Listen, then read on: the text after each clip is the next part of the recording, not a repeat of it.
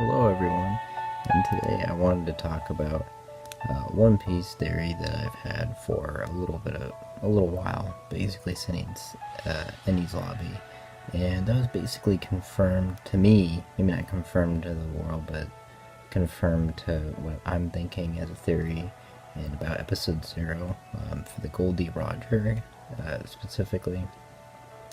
So I think Pluton was actually the ancient weapon, was in Roger's hands this whole time.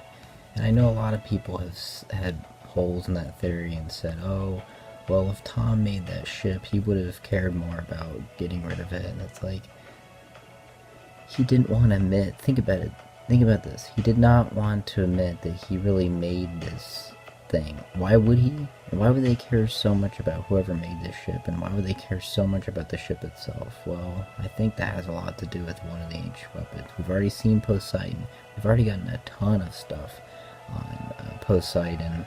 And we've already heard a tiny bit about Uranus. I think Uranus is Mr. Moji's video is probably pretty accurate on what it actually is.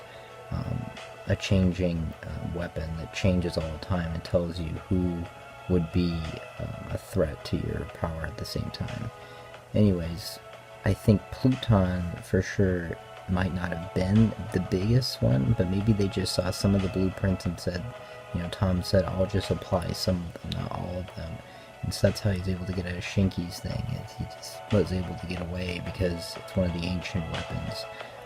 And so the other thing I was thinking is in Sky Island that you see Goldie Rogers writing on one of the poneglyphs, and it's interesting because that poneglyph talks about kind of that weapon, and it talks about a weapon, and that's why Robin's not interested, right? But yet Roger wrote on that.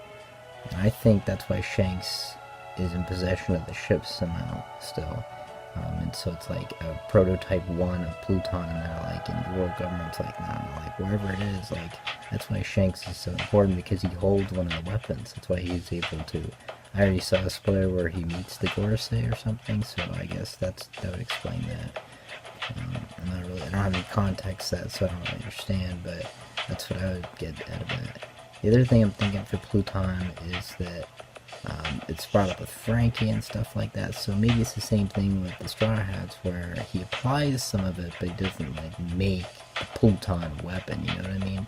It's some of it. I think that would probably make the most sense, and someday maybe all of Alabasta, the whole island itself, or some crazy will be the weapon, because Oda's going to want to throw people off with that, so I think that makes a lot of sense. The other thing I'm thinking, honestly, which would make a lot of sense, is if, Luffy already has basically Poseidon if Fishman Island is in his territory, right? So if he actually has Pluton as well, and gets the final, like, blueprints, like the Straw Hats, that's why they're so dangerous. That's why this national, like, thing that they keep bringing up, of, like, of Luffy being such a threat is, these two weapons and all the allies he's made with people that he's even defeated, like Crocodile. So I think that's basically would make a lot of sense. Also, it seems like we continuously got 3 in a row storylines that made a lot of sense for Pluton, so that's just what I think. I cannot wait to get to these new Emperor things, like Big Mom, even though he looks ridiculous, the Fishman Island we've seen, and this other guy, Kaido, we know nothing about. And of course, I'd love to see Luffy fight Shanks, just don't know how that would go out. I don't know how he's going to crush the Emperors now.